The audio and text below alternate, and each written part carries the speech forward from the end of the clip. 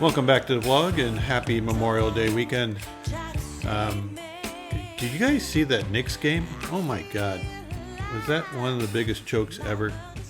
Up by 14 with like 2 minutes to go, and then up by 9 with like 50 seconds to go. Wow, what a comeback by Indiana. I know you don't want to talk about basketball, you rather talk about poker. So I'm going to show you some poker hands today. It's going to cover this last week. I hope you enjoy it. I know I didn't. Ooh. I know that's a little bit of a spoiler alert, but I'm really happy that I am able to bring you these vlogs.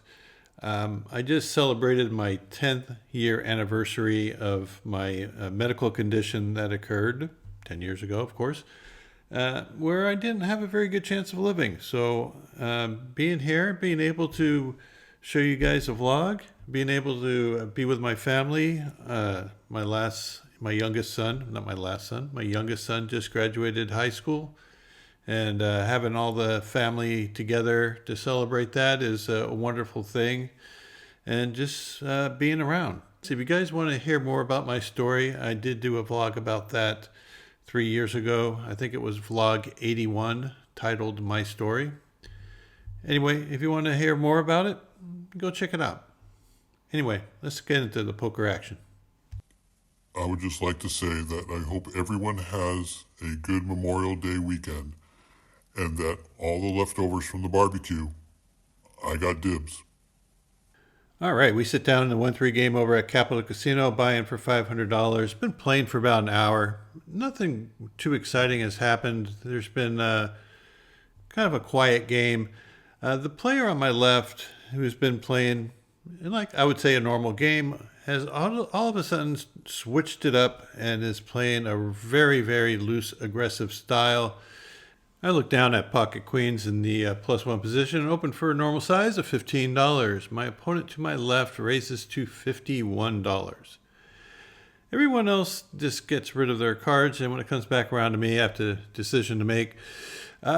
Normally, I would just go ahead and 3-bet this and put in a big sizing, but knowing that he is on the verge of punting off some chips and will continue bluffing if he has absolutely nothing, I decided to slow play it and just put in a call. Flop comes 9-8-5 with 2 spades. Pretty good flop for my hand. I check it over. He continues for $39. Kind of an odd sizing, but it seems like he's making a lot of odd size bets.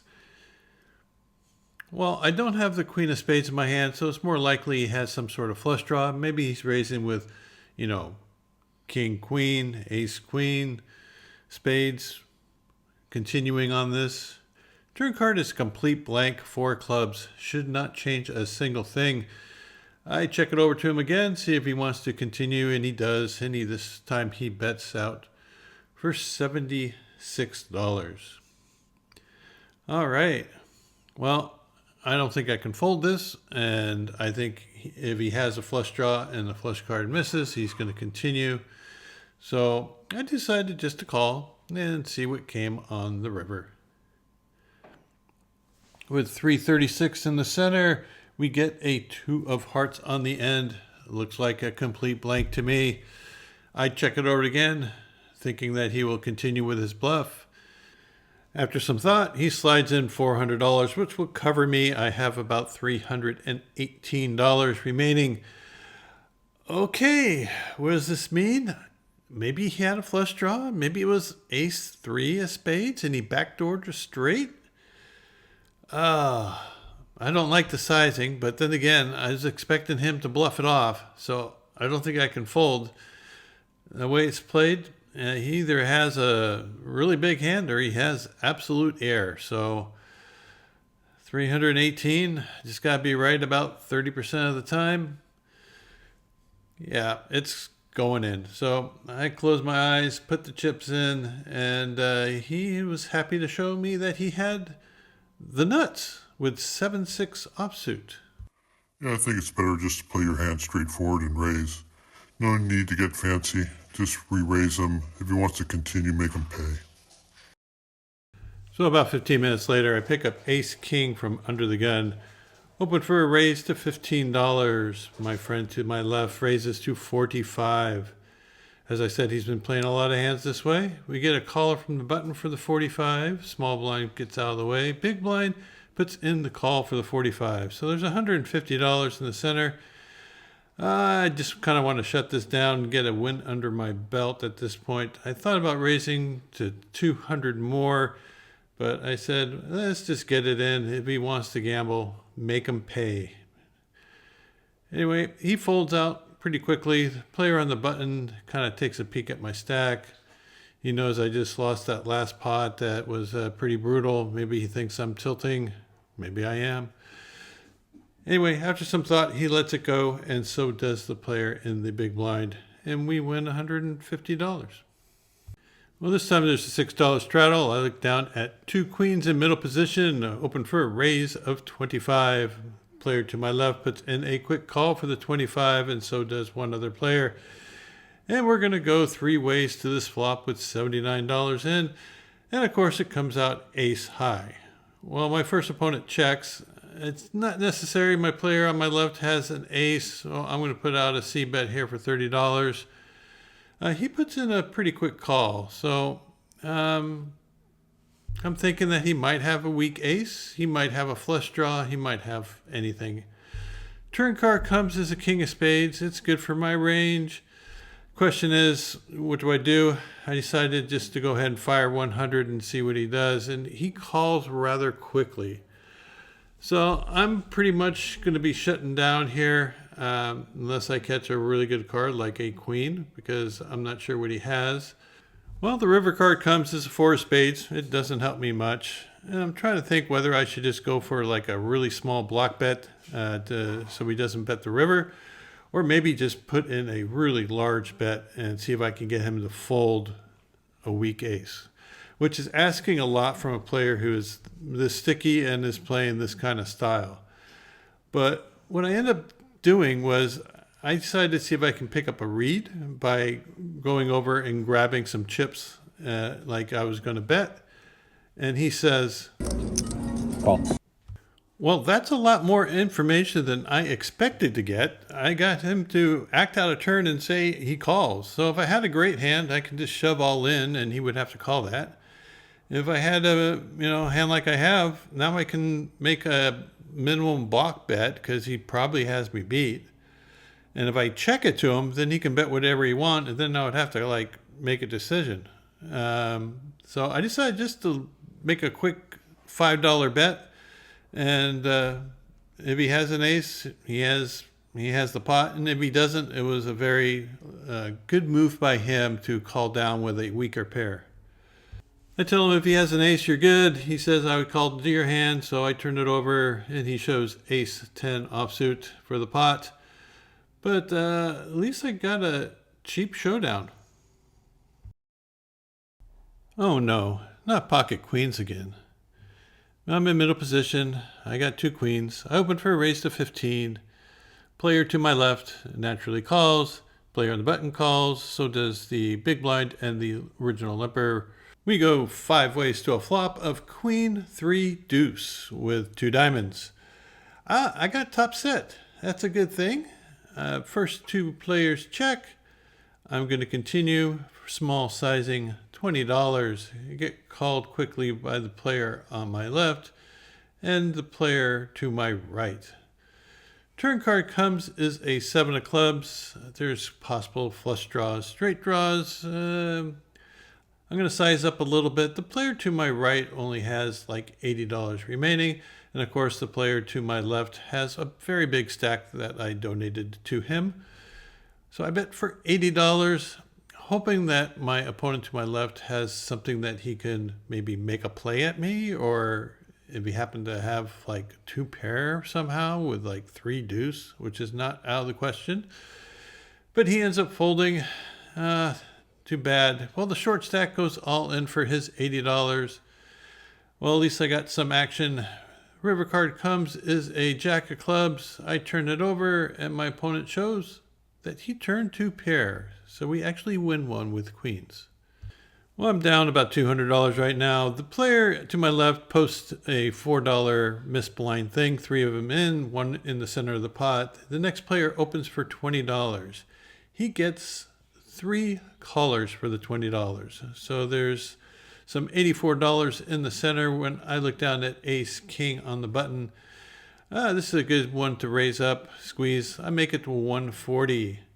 So it costs them another $120 to play if they want. And actually, they all folded. I'm okay with that. I'm okay with 1 or 2 players calling. Also, I have position in a pretty good hand. So I'm closing in. I'm breaking even. I'm down about $100. I pick up pocket aces in the +1 position. That's a good hand to have. Open for $15. Player 2 to my left puts in the call for the 15. The button puts in the 15, and so does the big blind. So we go 4 ways to a flop with 61 in, and we get 10-9-4 with 2 clubs. I tell you, 10 high flops with 2 to a flush is not really great for aces. I decided to check it because I figured that hits my opponent's range pretty hard. My opponent to my left bets out for $20. I can tell that he kind of liked his hand. The player on the button also puts in the call. So I'm just going to put in a call here and see what the turn brings, which is a queen of spades. This should slow down anyone with a pair of 10s, but my opponent looks like he is anxious to bet. So I check it over to him. He bets out for $60. Seems to not be worried about the queen of spades at all. Player on the button puts in the $60, and now it's to me. I think this is an obvious call. Can't put in a raise here. The player on the button just flips over his hand, and he has king jack for the nut straight. I guess he thought it was the river and was excited to show his hand, but this kind of kills the action. There's no use going for a side pot now or anything. He has the nuts, right? Anyway, turns his cards face down. Dealer puts up a 4 hearts, which pairs the bottom card on the board. Of course, I check it. I can't beat a straight. My opponent, on the other hand, bets for $150. I'm going, what the heck? Did he have king jack also, or did he just make a full house? Well, the guy with king jack puts in the call, and of course, I got aces. I can't beat that, but man, if I didn't know the guy had king jack, I would have put in the call here. So I just kind of fold my hand face up. The other player showed that he had pocket 9s for flopping a set and made a full house. So I guess I'm lucky that I'm so unlucky, because I could have easily lost more money on that hand with pocket aces if the guy didn't flip over his king jack. I would have called the river bet for sure and lost an extra $150. So even when you run bad, sometimes you run good. Well, there's one early position limp. The player in the hijack raises to $20. I'm on the button with pocket 7s. It's a pretty good hand to play against a deep stack. I got position. There's a lot of things going for me. So I put in the call, and so do the other players. So we have a 4-way pot with $83 in the center. Flop comes out 10-6-4 with 2 hearts. Not the greatest flop in the world for 7s, but it really shouldn't hit my opponent's range to my right in the hijack. He bets out for $20. I think this is kind of a weak bet. I'm going to go ahead and attack it, see if I can get it heads up with him. So I raised to $60. Well, the player in the small blind calls very, very fast. I know he puts in the wrong amount here, but he just announced call right away. Not good. Big blind folds, and the other player is out of the way. And the player to my right puts in the call. I'm totally toast here.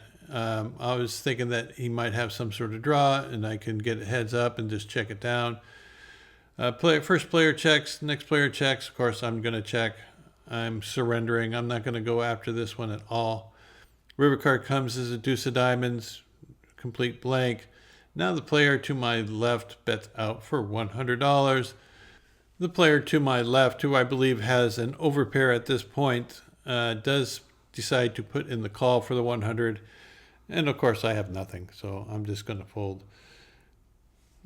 The player on my left shows that he had ace-9 of hearts, so he flopped a nut flush draw, made a pair of 9s, and turned it into a bluff on the river. The player on my right shows that he had pocket kings and he wasn't going anywhere. Well, this was the last interesting hand of this day, but I did come back the following day to play a little bit more poker and hopefully run a little bit better.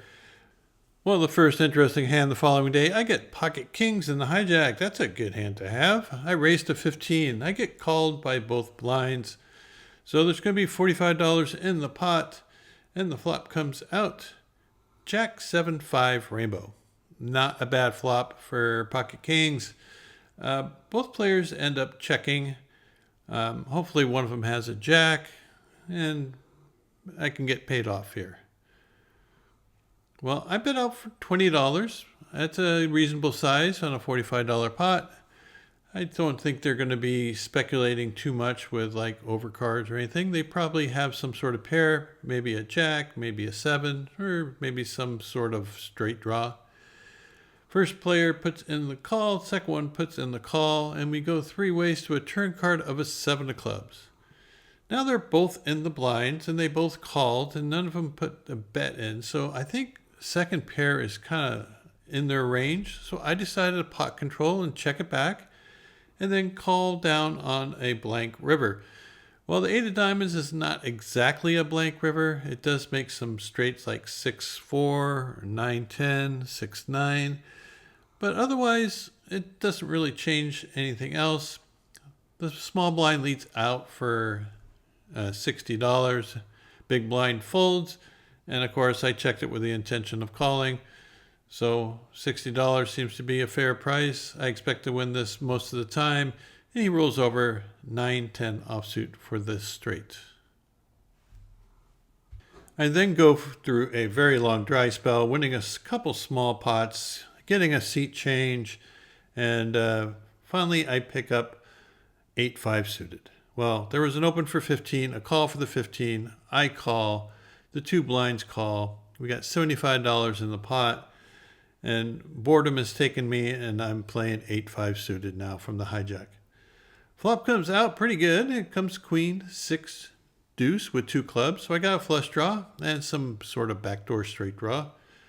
The original raiser puts in a bet for $35. I think that's a fair amount. Player 2 in between us folds. I put in the call. And now the small blind also calls.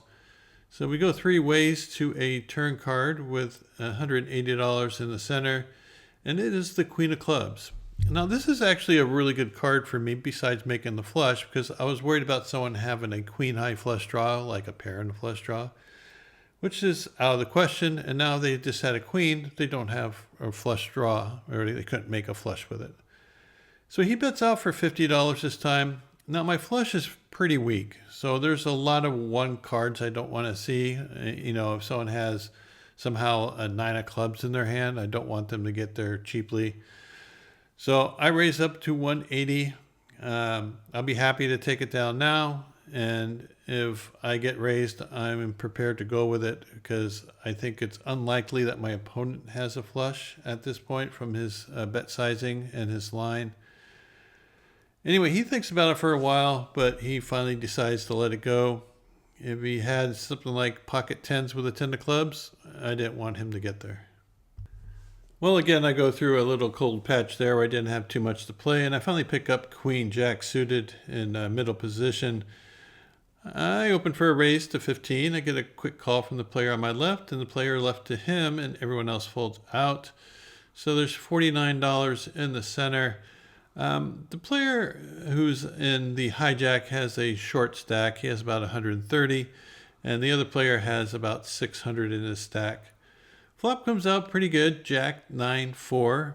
I decided to check it over because it really should hit their range pretty hard. I want to see if anyone has anything, and they both end up checking it.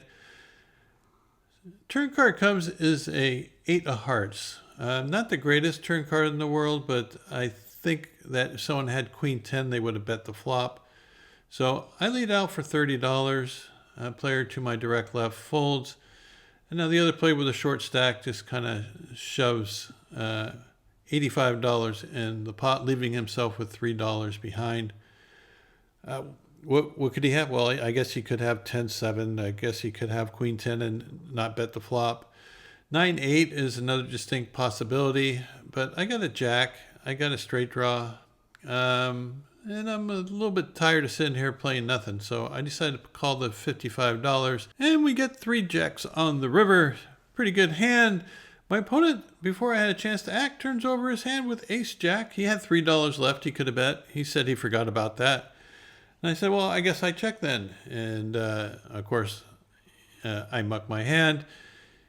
Well, it seems like I'm running into hands that are just a little better than mine, but I think I should have probably found the fold on that turn card when he shoved all in. Well, there's a $6 straddle on this hand, and it's been a half hour since I played anything. And I got ace 5 offsuit. Not the greatest hand in the world, but in the hijack position against the blinds, it's worth a raise. So I put in a raise to $30. I'll be happy just to take down the $10, and if we get action, I have an ace at least. Big blind puts in the call. The $6 straddler thinks for a while and also puts in the call. So there's going to be $91 in this pot, and I got a ragged ace, but hey, that's better than not having an ace at all, right? We get to see a flop that comes out ace king 8 with 2 hearts. That's a decent flop for someone with an ace. I bet for $40 after they check to me. Big blind puts in a quick call for the $40. The other player folds out. Turn card comes is the 7 of hearts. Not a great card for my hand because the flush gets there. And now the big blind jams all in. It doesn't make a lot of sense to me. I seen him play this way when he had like a king. Say, like, if he has the king of hearts in his hand, he now has a pair and the nut flush draw. And I think that's a good hand for him to jam with, because if I fold, he wins with a pair of kings. And if I call, he still has a chance to draw out by catching a heart. And as I said, I've seen him make this exact play several times before over the course of the times I played with him. So after some thought, I decided I got a call. I think I'm ahead. And the river card comes is the 10 of hearts, and he shows king 9 with the 9 of hearts. Even when you make a good call, it turns out bad. I did continue to play for about another hour. I stopped recording at one point, and there were some interesting hands, but I was basically spewing much too much. I'm going to call it a light form of tilt just because I was frustrated. I was calling lighter, making raises where I probably should have just made folds. You know, I think I was pressuring myself because I knew I only had maybe another hour to play before I hit my 4-hour limit. And I kind of wanted to get a win under my belt. So I kind of pushed it. And of course, whenever you do that, extend yourself, you're going to get snapped off. So I ended up losing like $560 this last day. Overall for the week, I was down $890. So it's not that bad considering how poorly I played and how poorly I ran.